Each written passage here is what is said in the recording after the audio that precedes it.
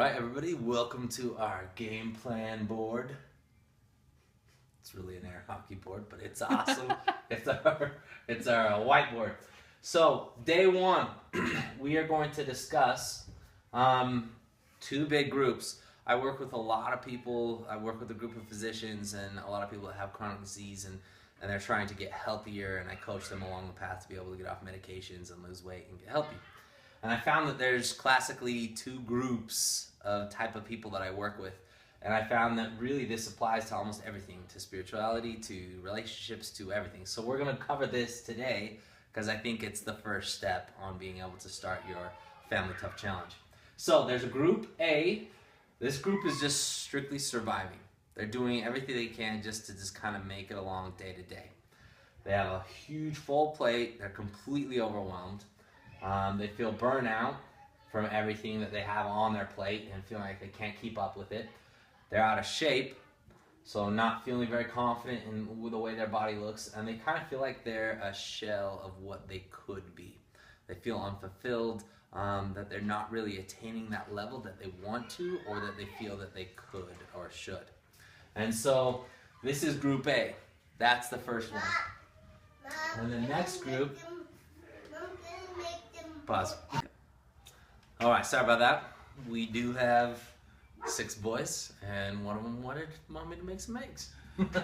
So, group B. The other group I found right here, and now it's not always everybody's completely group A or group B. There's usually a little bit of play between the two. But group B is different. This group is thriving. Even though they have the exact same things on their plate that group A has. They feel energized instead of feeling burnout. They're in shape, and they feel fulfilled. They're achieving the things that they want.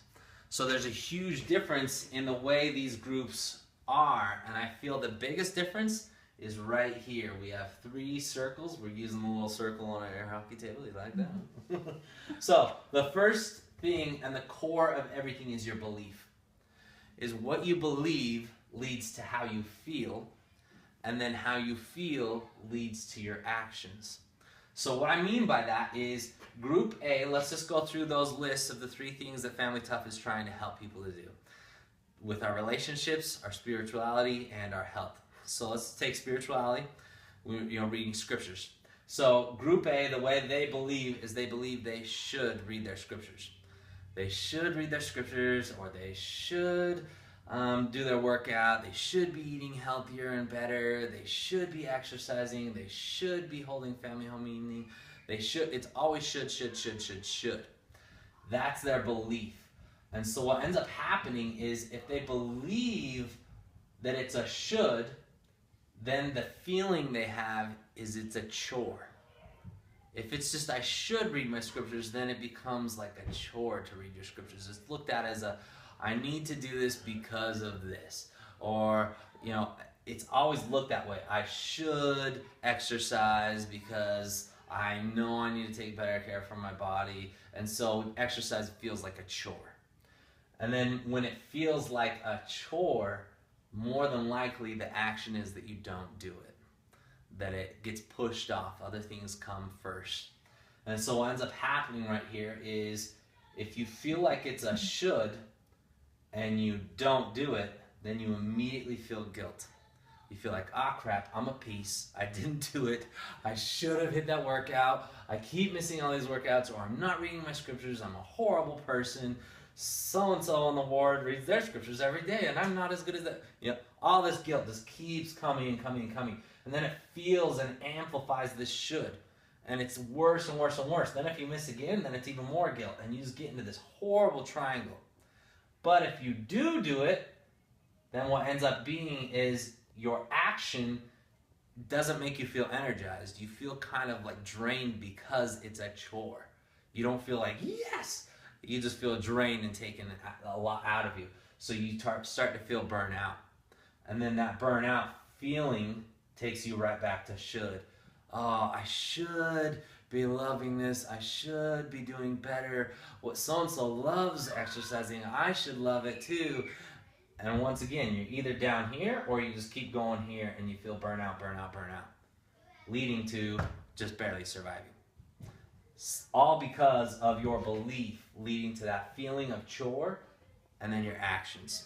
So if we come over to group B, the ones that are thriving, the way they look at things, their belief is it is an I want to, I need it. Not just I need like should, but I need it. Like it literally is something that allows me to do what I want to do that day. So with reading their scriptures is I want to read my scriptures. I need it. It makes me feel centered. It makes me feel renewed. I can do things in the day because of it. If you look at it that way and you don't do it, then all it's going to do is give you to more need. Oh man, I need this, I need this. It's just like missing a meal. If you're fasting, it's like, man, I need food. And it's just going to lead to more and more want, to where what's going to end up happening is you need it more and more and more, and then you'll end up doing it. And when you do it, when you believe it's a want and a need, you feel renewal. You feel better because of it. And then that will lead to even more want. Like, man, that felt freaking good.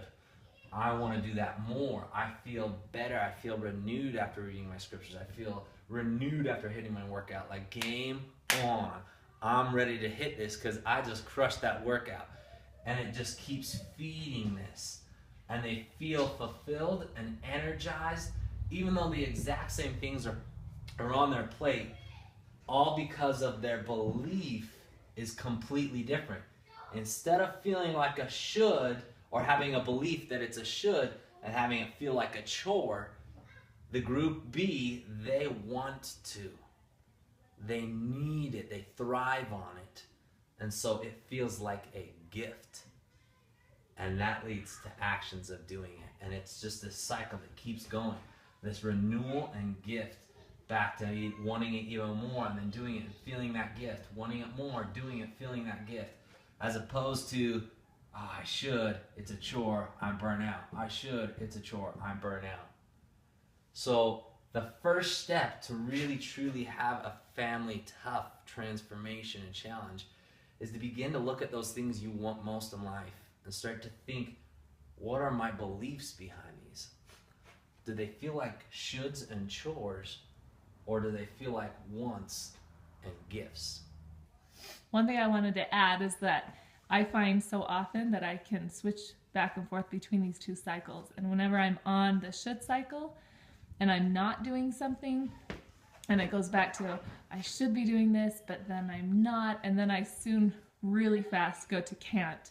I should be doing this, but I'm not, so I can't. And I'm so overwhelmed, I feel more and more frustrated and down on myself. And on the other cycle, the more I do it, then the more renewal I feel.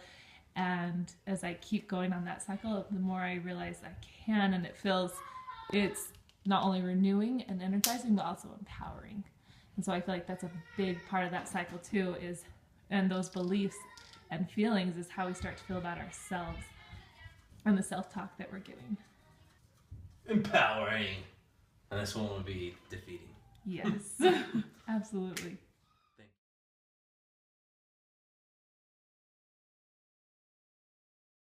We're Family Tough.